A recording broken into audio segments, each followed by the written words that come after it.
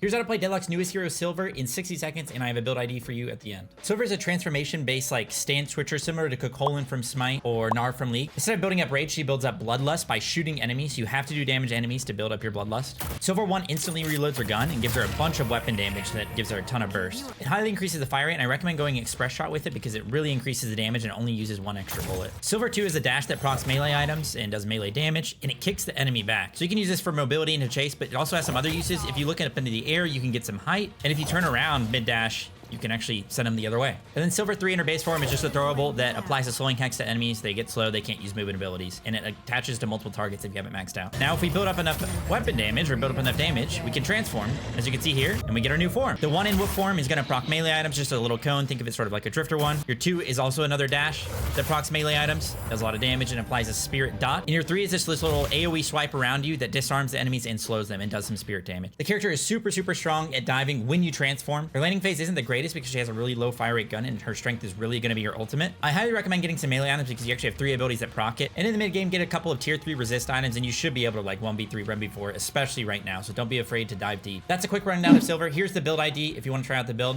I'll see you guys in the next one.